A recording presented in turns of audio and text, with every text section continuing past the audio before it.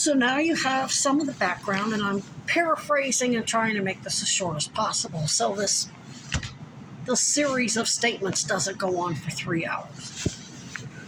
So basically, Piper, she works for Homeland Security. I now understand that a lot of police departments have what's called Homeland Security Protective Services. The culpability, you have the criminal act. It's going to be up to the state police or Sarah George or Governor Hochul's independent investigation or whoever to determine all of the officers who made contact with me via false probable cause, like crap about alarms going off at the church, or this crap with the no trespassing, or the crap with the restraining order,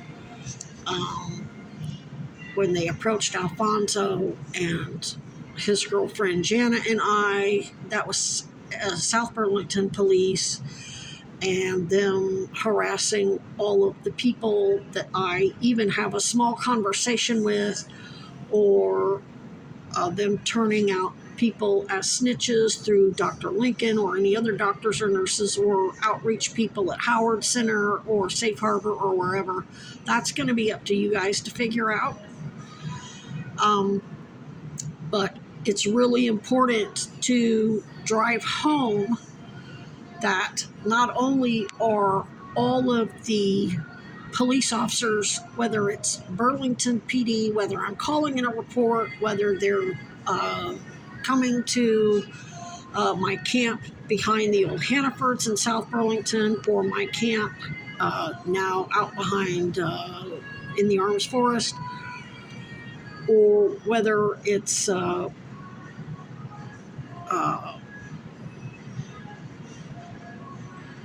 they're plainclothes civilian. They're not, I know they're considered unpaid agents because they're not paid out of the Treasury. They are getting paid through various kickbacks, and maybe they get good jobs. I'm talking about Becky Burrell or Autumn Caton, which I only just now learned her last name because of the restraining order that she filed after I notified her I was filing one, after her mother threatened me.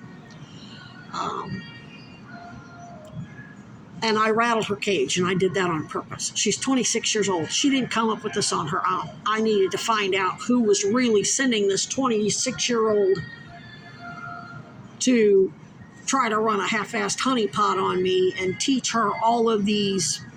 They're lame to me because I've been using these mimicry techniques as a deep cover operator for over 50 years. With Dad's training, well, I would say closer to 45, maybe 42, 43, whatever, since I was like 10 or 11. Because I don't think I was really able to tell my parents what was going on, that I was being harmed, and then those people were blaming on my parents, who definitely made mistakes and they were abusive. But I started showing signs of sexual trauma at school, and it took years because of my autism, for me to make sense of it. And anyway, back to my point, these plainclothes people like Becky Burrell, Autumn Caton, some kid named Michael, some other guy who said he was a security guard at North Beach and is also a meter maid for the city of Burlington. So he's got gray hair, glasses, short, dumpy, sawed-off little idiot. And some other lady that is friends with them who stays at Cambrian Way. That I don't know what her exact address is, but I do know there's Liberty House and there's Cambrian Way, and there's a big bunch of apartments there. And it's really suspicious because the guy who threatened me the other day on the bus with the bus driver, and these idiots have not only done the charades with Burlington police officers, they also put on these charades with Green Mountain Transit drivers who are on video threatening me. They even had one of their snitches work with the driver to try to feed me drugs. Was it Christmas Eve? I don't remember exactly what day it was. Maybe it was New Year's Eve. I don't remember. I had to go out to Walmart for something, and they had him there pushing every drug.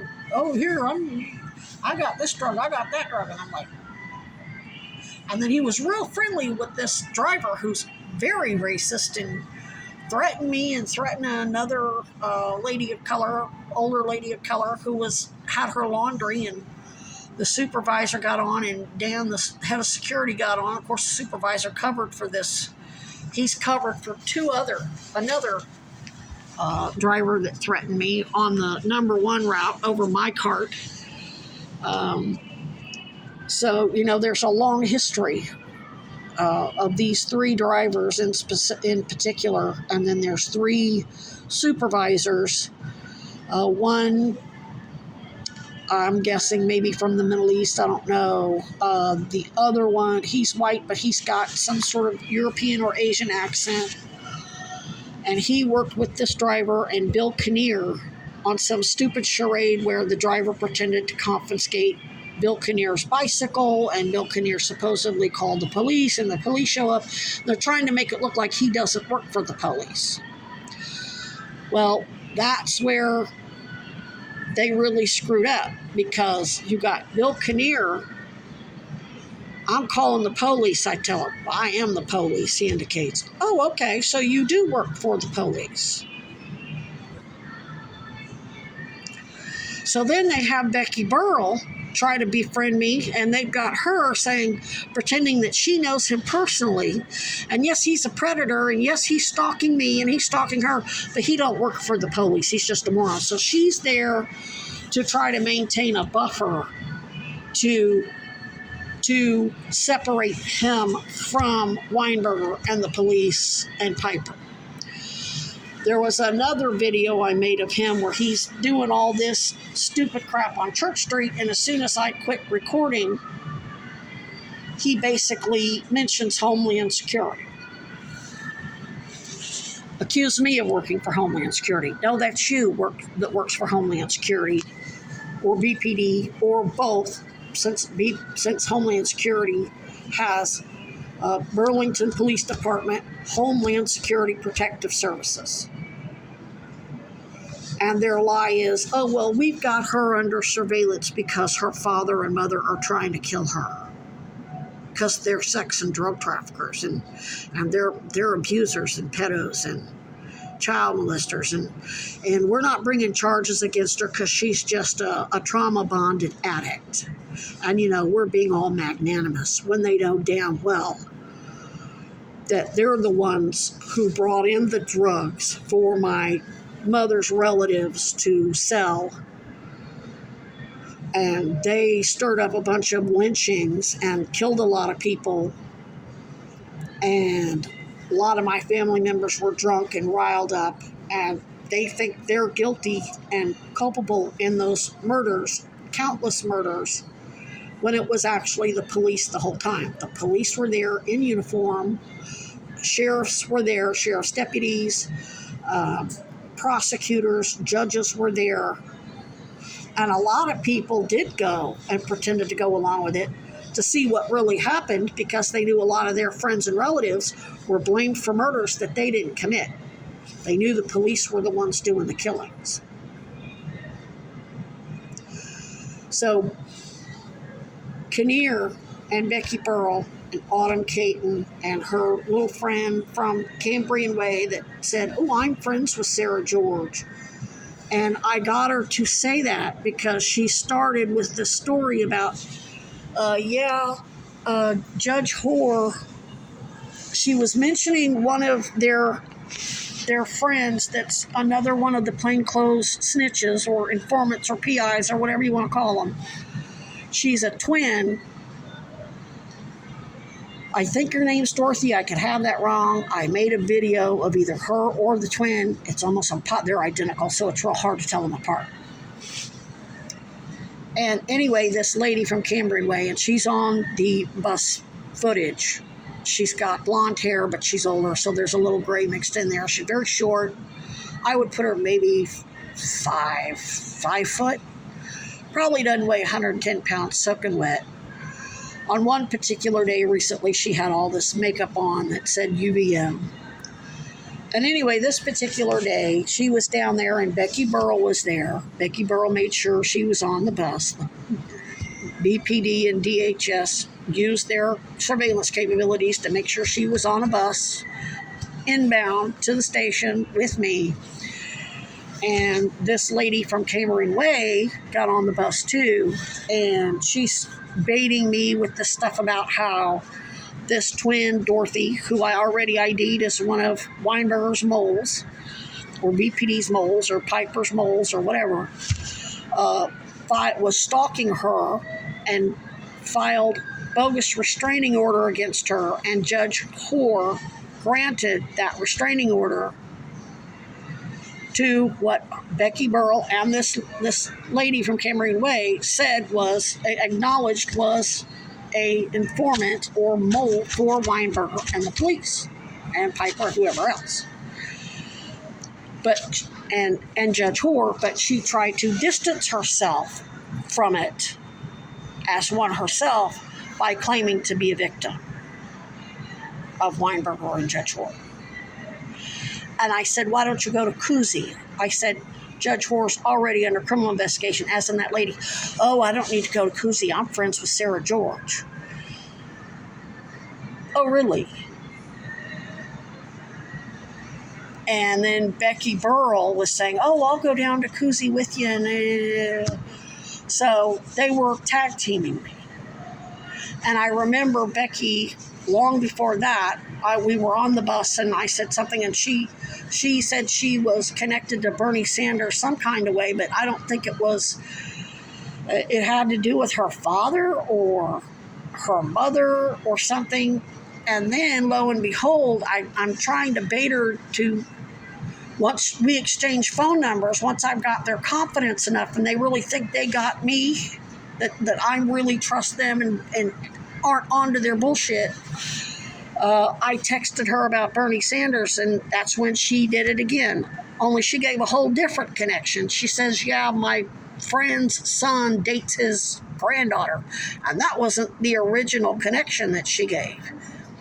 And that's on GMT Transit, which I have no doubt you already have. I have no doubt that the head of security down there already has all that saved up on whatever. And even if GMT thinks they're going to destroy it and erase it, it's already preserved. I don't doubt for 1 minute that Hochul's independent investigation already has it. Now, one thing I forgot to mention is in New York, there were 2 other such private investigators that dropped Tish James's name and tried to lure me. They're like, well, yeah, I said, yeah, Tish James is involved too. She's not doing shit about it. And this guy goes, no, she's nice. She's really nice. She's not a part of it. And then he says, I'm going to help you, but he basically said he was an attorney who graduated law school, but wasn't actually licensed in the state of New York, who was going to file a lawsuit on behalf of victims of Epstein's in Africa, and that he wanted to work on my case. Never mind, he's sort of illegally soliciting the case, but he's not even a licensed attorney, and that he was just going to coach me to do it proceed indigent pro se in the federal court after he did that, after I made the allegations about Tish James. And he says, oh, no, she's really nice. And then he says, I'm going to handle your case, but I want to take you to Florida or Arizona where it's warm. Bitch, why are you going to lure me out of New York jurisdiction when you know this was before Epstein died? When he knew that SDNY just arrested Epstein and Epstein was still in jail in the federal prison. He wasn't dead yet.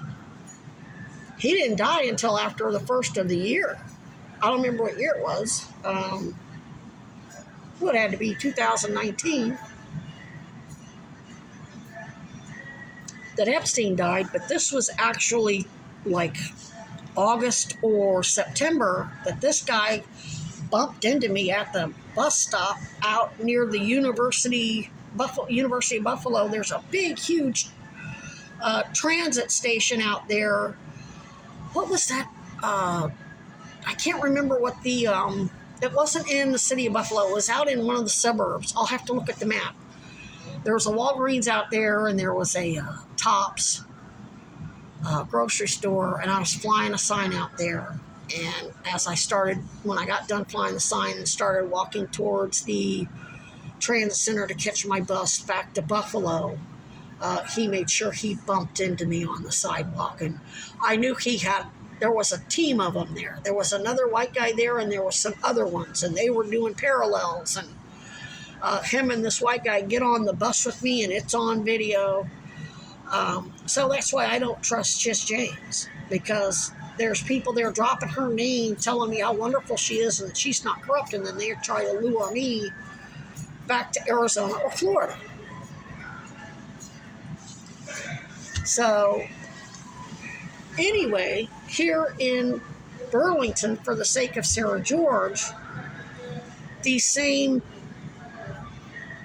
basically what I call private investigators, even though they're not licensed private investigators, they are cops because they are acting on behalf of elected officials in both parties and law enforcement like Darla Munoz and Piper, and probably there's plenty of corrupt cops. I was threatened by several cops in Columbia, Missouri. The University of Missouri police falsified their records when I reported the sexual assault.